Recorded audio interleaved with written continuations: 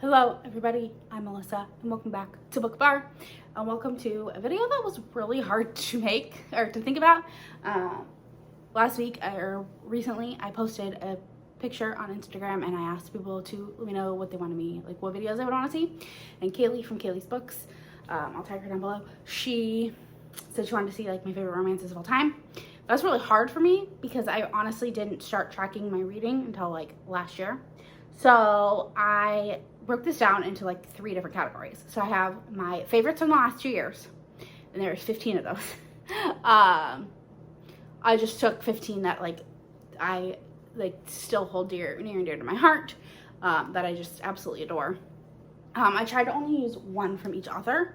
So like Silver Flames and A Court of Misty Fury, I love them both so much, but I picked 1 for this purpose. But they're both all-time favorites.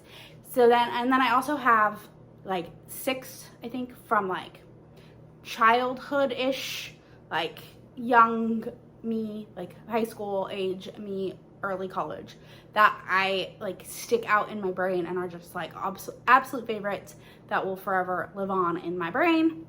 And then I have like 6, I think, that I would kind of remember really loving, but I don't remember enough about the plots to say that they're my favorite of all time.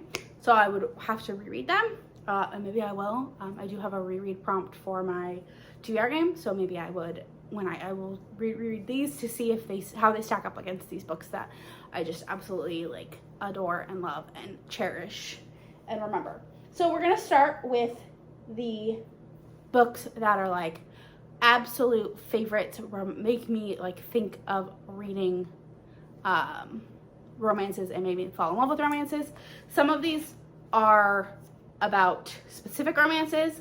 Some of them, one of them isn't even a romance, and well, actually 2 of them aren't romances, and one of them, again, well, I'll explain when I get there. So the first one is the Twilight Saga. I adored that series. I ate it up like candy. I read those books so fast. I have reread them, not recently, but when I was younger, I reread them like in college and stuff. They got me through some dark times. So it's just a quartet of books that I just hold near and dear to my heart. I know that they are objectively awful, but they are just they will forever be romances that I remember and love and adore. Then of course we have the romance that was like started all romances, and that is Pride and Prejudice by Jane Austen. How can you not love Mr. Darcy and Elizabeth Bennet? They are the epitome of romance. That book just, I mean, it still stands the test of time. There's a reason it is a classic. There's a reason it is a well-loved classic. I have reread it many times in my life. I read it first when I was in college, or in high school. I read it in college. I've read it many times in my life, and it still is a book that I just absolutely adore. Then Beauty by Robin McKinley. This is, I think, the most closely related, if not the actual like retelling of Beauty and the Beast. Beauty and the Beast is my favorite fairy tale.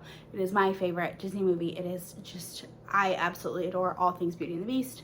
So Beauty by Robin McKinley, when I read this, I was like, oh my gosh, this is amazing. This is fantastic. I adored it. Belle and the Beast, which her name isn't Belle, I don't think, in the book. I don't remember. Again, a lot of these I haven't read in a really long time, so I don't remember fully names and things like that. But I just remember absolutely adoring this story. Then I have the Toddler Boys I Loved Before trilogy. I love Peter Kavinsky and Lara Jean. I actually have read this a lot more recently than some of the other ones, but it's YA, but I just love it. I love the movies. I love the books. I think it's a great adaptation. I know there are changes that were made, but I love it. I love them both. So, or all 3. So that is one that is on here. Then I have a book series that I read when I was in like middle school, and it was called like Mates, Dates, and and it was fun. It was like a story about friendship, but it was also had romance in it, and I really enjoyed it. I loved I read a lot of the series. I don't even know, I mean, I obviously stopped because I kind of outgrew it, because it was more like upper middle grade into YA, I think, if I remember correctly. But I remember, like, that sticks out in my brain, and I liked it because of the romance. Then I have the two that aren't really romances. Of course, we have Romeo and Juliet. I know that it is not a romance. It is a tragedy. It's about two 14-year-olds that fall in love. But I love the story of Romeo and Juliet. Like, I love the rival families. I don't necessarily think Romeo and Juliet is, like, a favorite, like, that in general. But, like, just the story of Romeo and Juliet, the rival families, the forbidden love. I love that part, that aspect of it. So that is why it is on here. And then the last one, it's really weird. It's Gossip Girl. I adored these books. I read them when I was in, like, middle school. Probably shouldn't have been reading them, because this was the first time that I ever read about sex in books. And it wasn't explicit, because they were still YA. It wasn't explicit sex or anything, but it was the first time I remember reading about sex in books. And I was like, oh, I like this romance. I like these people falling in love. I liked the romantic elements of it more than I liked the friendship elements. The show was completely different than the books, like 100%. I never finished the series. I stopped when I was in, like, high school. I kind of outgrew it, but I still loved it. And it was, like, the first time I remember, like, reading about, like, romance, like, that and Maid's Dates I read, like, the same kind of time, and I remember really liking the romance while also still liking the friendships. But that was where the line, like, there was the distinction for me, was I think I preferred the romance a little bit more. So those are my, like, childhood-ish, young adult phase, new adult phase romances that stick out in my brain. Now we're gonna go with the 6 that, like, I remember reading, and I remember, like, bits and pieces of it, but I don't remember a lot, and I would have to reread them to see if I still absolutely adored them. The first one is a book called A Little Bit of Deja Vu. I read this a couple years ago, and I remember there was a secret baby, or no, it wasn't secret baby. It was like these two people met, like, high school, college. They met, they kind of had, like, a whirlwind romance, fell in love. Something happened that forced them apart. Then the heroine went off and got married really young and had a baby.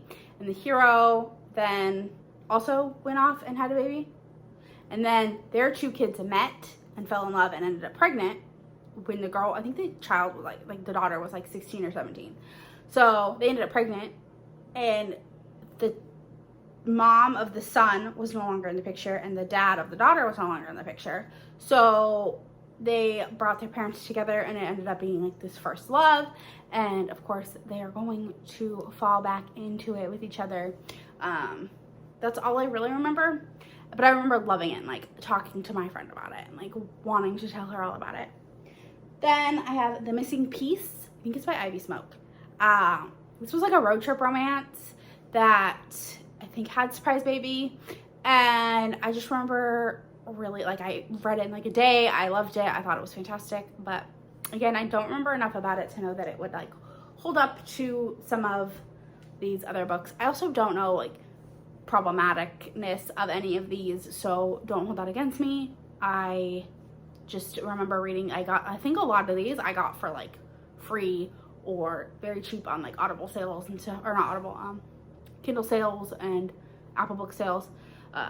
So I don't know, I just remember really enjoying these. Then I have the Fated Duet by Cherie Spires, Fated for You and Fated for Me. I know this is, like, a spin-off series, and I never read, like, the original trilogy, or it was a quartet, I don't remember. I never read that, but I read this duet, and I just absolutely loved it. It was, like, best friends, sibling, / grew up together. They were best friends. Everyone always knew that they were meant to be.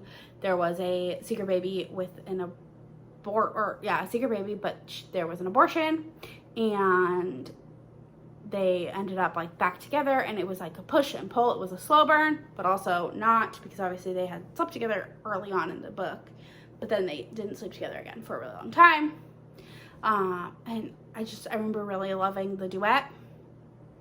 And then I joined the author group on Facebook, and I never read another book by the author, but I really loved this Duet, and I feel like I would need to go back and reread it and see if it still like is one that I just adore. I do remember the heroine's name was Presley, because I was like, I almost put it down because my niece's name is Presley, and I was like, I can't read a book with my niece, but I've gotten over that. Then another book is Enemies by Tijin. I actually own this book, and this is one that I would probably reread. It was Enemies to Lovers, of course, sports romance, new adult. The two main characters were like friends in high school, and their dads worked together. Like the heroine's dad worked for the hero's dad, and something happens, and the hero's dad fired the heroine's dad, and things went really downhill for the heroine from there, and just her life spiraled. And now they're both living in this small Texas town, he's a pro football player, she's going to college, and somehow they meet up. And or maybe he might not be a pro football player, he might be a college football player, I don't remember, but which if they were living in a small Texas town, that would make sense. So again, see, I don't remember enough about it to know that this would be a favorite. But I do really like Tijin's writing, and every book I've read from her has been 5 stars. So I could see that this would possibly be 5 stars also, and still potentially hold up. Then I have Must Love Otters. Again, I don't know the authors of a lot of these, but I remember reading this. It's like a girl goes, she upends her life and goes to the small Alaskan town or Canadian town, and there she meets this like rough and gruff former hockey player, and they fall in love. But that's all I remember. I think it was a slow burn. I remember my grandma telling me I had to read it because it had sports and it had romance. So I read it, and I couldn't tell you anything else about it. There was a second book, I think I read that one too. But again, I just don't remember enough about it to know if it would still be a favorite. Then the last one that I have in this is Maybe Someday by Colleen Hoover. I know Colleen Hoover is not totally a romance author, but I remember I remember crying reading this. It was a visceral reaction to this book. This book does have cheating. It's got all sorts of, got a lot of issues. And I know, so it's again, I don't know how it would hold up now to books that I've read. It is a new adult, might have the fame trope, but I do know that there is cheating. So yeah, take it with that what you will. Again, so those 6 are like books that I think I'd have to reread to see if I really do still love them the way that I did when I first read them.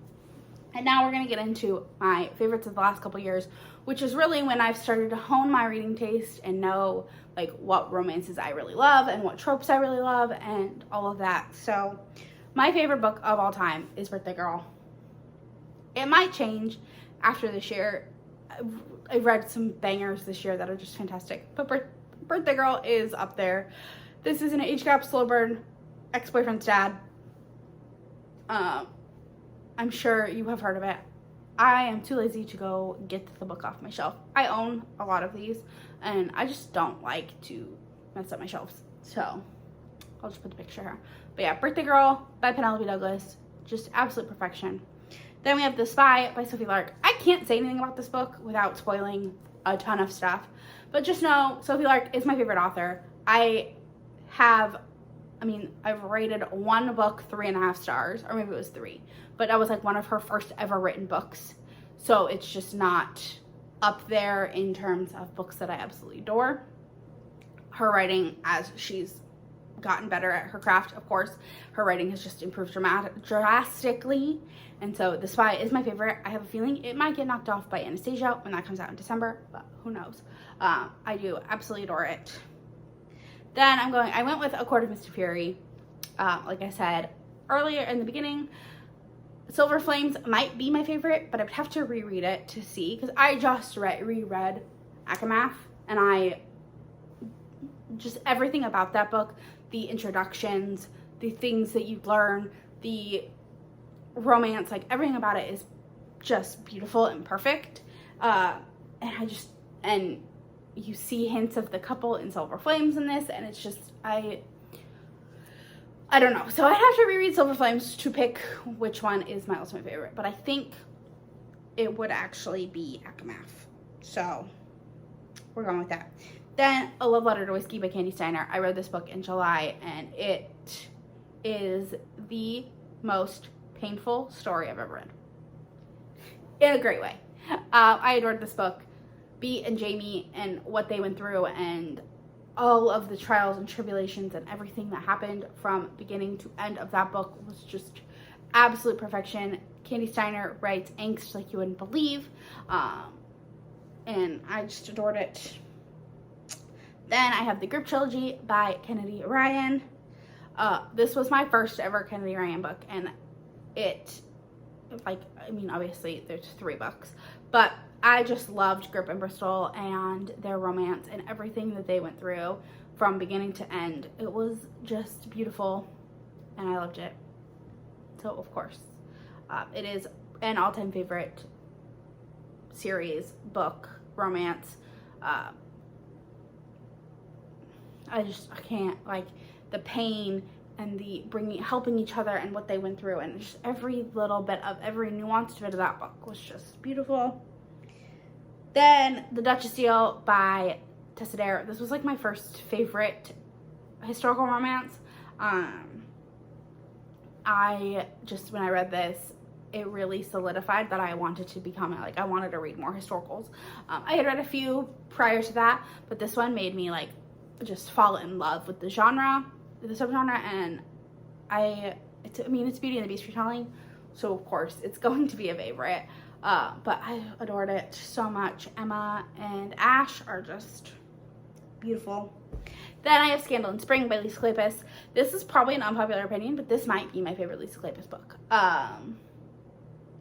People don't love Daisy and Matthew. They think they're boring. They think this book is boring. I adored it. Daisy was an awesome heroine. She was not afraid to say, I want you, and I'm going to do whatever it takes to get you. And she held nothing back, whereas I feel like a lot of the other heroines don't do that, and I just feel like this book is slept on so much, and so it is an all-time favorite. Then I have The Forbidden Man by Karina Halley. This was an age gap, older woman, younger man, sports romance, and not really, like, I mean, he's young, like, he's like 23 and she's 40, so it's not like totally new adulty. Like, it didn't have like a new adult tone to it because the heroine is so much older. It was beautiful. I loved it. I loved the, like, actual soccer that happened in it. It was fantastic. The Gravity of Us by Brittany Cherry. This book, again, it's like it was like A Love Letter to Whiskey. It's a book that broke me in the best way. I loved that it wasn't the romance, though, that broke me, because their romance was just utter perfection. It was the family and, like, the things that they had to go through. Just adored. Then I have Culti by Mariana Zapata. Reiner Culti is top tier. Chef's kiss. He is perfection. A lot of people talk about Aiden Graves being their favorite Mariana Zapata hero. No, Culti. Culti all the way. I just adore him so, so, so much. So that is why that is there. Then I have Broken Records by Brie Bennett. This book is so underrated. If you look on Goodreads, it's rated really high, which is great. So the people that read it love it, absolutely love it. There is one star and has nothing written about it on all of Goodreads. I mean, it only has like 400 ratings total, but it is just such a beautiful book. Lucy and Jack and their healing journey that they go on together. It's Marriage of Convenience, Slow Burn, Friends to Lovers. It has a neurodivergent rep, its own voices because the author is neurodivergent, and she has said she put a lot of herself in Lucy. So I just loved it so much. Then I have The Hated Game by Sally Thorne. Do I need to say much about this? This is most people's favorite contemporary romance, or at least a lot of, this is not favorite. This is a lot of people's like first step into contemporary romance. It is a traditionally published contemporary romance that I just adore. If you notice, a lot of these are indie romances. I'm not a big contemporary romance fan. I have been let down a lot. I mean, I do have some that I absolutely adore. I love The Kiss Quotient, I love The Love Hypothesis, and of course I love The Hating Game. So if I was going to pick one of my like favorite contemporary traditionally published, it would be The Hating Game, just because I remember reading this and just absolutely falling in love with it. Then a teen book that I know is a favorite is Teardrop Shot. This is a basketball, like friends to lovers, slow burn romance. The heroine like had some trauma. Her last relationship ended in a very traumatic way, and she's trying to like find herself again, and she meets this super famous basketball star at like this camp, and he realizes that she's like being mistreated by everyone at the camp, and he like just I loved it so much. Then I have Good Gone Bad by Jenna Darling. This is my favorite book in the Fallen Men series. I love Jenna Darling's writing. She writes beautifully. I need to read more from her. I have a feeling this one might not stay here. But of Jenna Darling, I would put Jenna Darling as like a favorite author. And so I have to pick, I tried to pick books from my favorite authors, like one book from each of them. I'll go over my favorite romance authors after. But I tried to pick one book, and this is the one that is my favorite, so that is why it is there. I have a feeling when I read the Anti-Heroes in Love Duet that will become my favorite. But for now, it's Good Gone Bad. I love HR. I love Lion. Their story was fantastic. And I know a lot of people, like, it's like their second to least favorite, because I think it's kind of a consensus that After the Fall is everyone's least favorite, just because it's kind of, I mean, it really helps move the plot forward, but the romance is not as swoony because it's continuing King and Cress's story. So I think it's widely well known that in the Fallen Men series, that is the least favorite. But it's still, I mean, it's still really good. But I feel like a lot of people, Good Gone Bad is their like second to least favorite, and I just adore it. Then the last one is The Varsity Dad Dilemma. I adore this book. I have not stopped thinking about it since I read it. It is a new adult college football romance where a baby is left on the doorstep and at a Halloween party. And there are a bunch of football players that live in this house, and nobody knows which one of them is the father. So the mother didn't even know who the father was. And the heroine, I can't think of names right now, the heroine, her brother lives in that house, so it could be his, and she's like, I'm not gonna let this baby suffer. She had been raised, I think, in the foster system, but her brother was raised by their uncle. It was a whole big thing. But yeah, I adored this book so much. So yeah, but my favorite authors, like I said, I could probably pick multiple books from those. Sophie Lark is my favorite author of all time. I just adore everything she writes. So I went with The Spy, but I could pick plenty of other books. Brutal Prince, the list could go on forever. Sarah J. Maas, favorite fantasy romance author. I adore her.